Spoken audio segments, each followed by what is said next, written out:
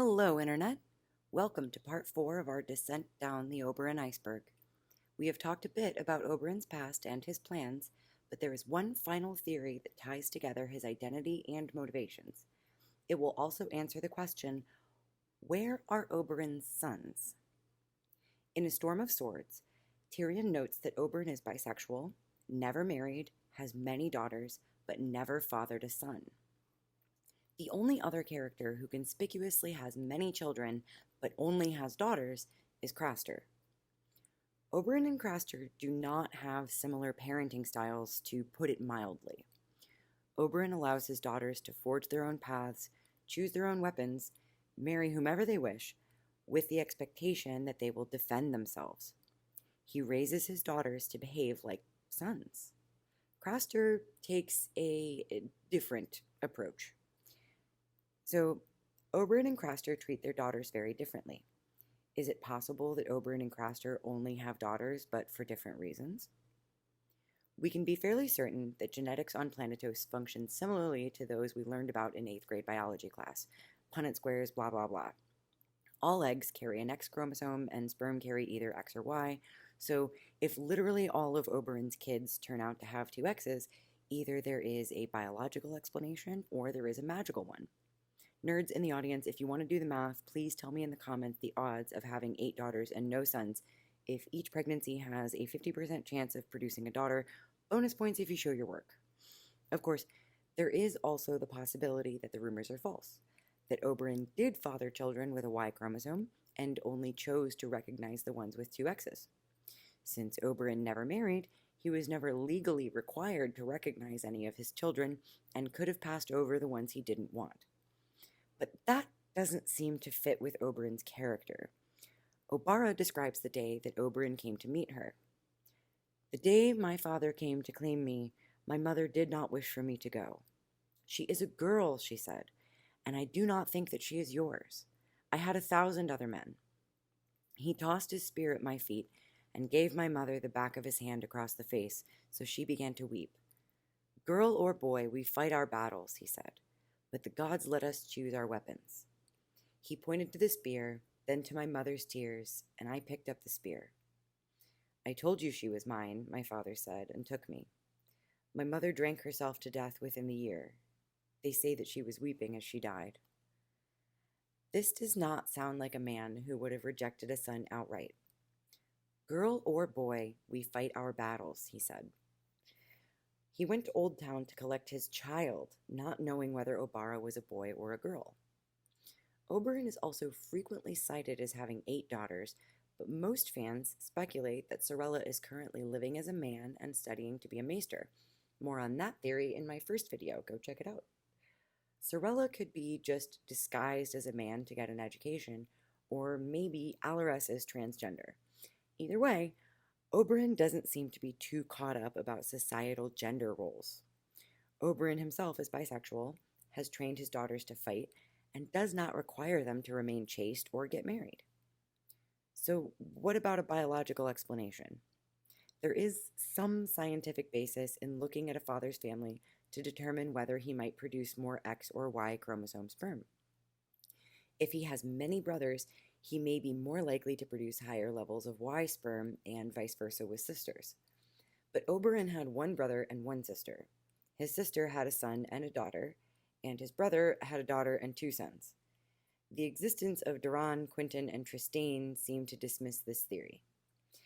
There are other genetic disorders, like McLeod syndrome, that are passed on through a father and will impact the survival rate of babies. A study by bioarchaeologist Katrina Banks-Whitley suggests that King Henry VIII of England likely suffered from McLeod syndrome, which would explain his wife's many miscarriages and his shift in mental and physical health as he aged. If the father is positive for the Kel antigen and the mother is Kel negative, the mother and the baby may survive, but the mother will have built up antibodies against the Kel antigens of the father, and her immune system will attack subsequent fetuses. While not the focus of this video, I believe this was the issue with the first Viserys and possibly other Targaryen kings. Aemma gave birth to Rhaenyra, a girl, and then could not deliver a subsequent healthy baby.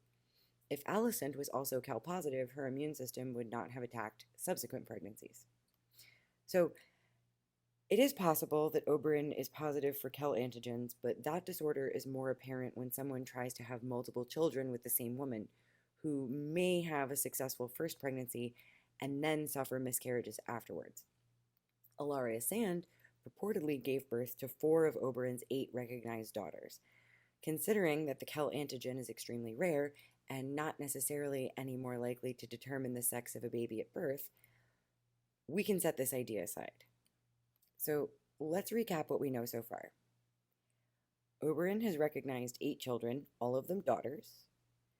Oberyn is biologically equally likely to have an XX child or an XY child with each pregnancy. Oberyn deliberately seeks out his offspring to take them away once they are born, regardless of the child's sex. Another interesting quirk about Oberyn is his name. George likes to give characters names from our world and alter the spelling. Joffrey, Carl, Robb, the list goes on. The real-world analog for Oberyn would then obviously be Oberon, King of the Fairies, most famously featured in Shakespeare's Midsummer Night's Dream. In that play, Oberon's main objective is obtaining custody of a child to turn him into a henchman. We see another father who could arguably be a parallel to Oberyn and Craster. Euron appears with his ship the Silence, along with multiple children Euron claims are his bastard sons. He has put them to work on board his ship and treats them no differently than other Ironborn treat thralls. His justification for this is their legal status. He claims that if he had trueborn sons, it would be different.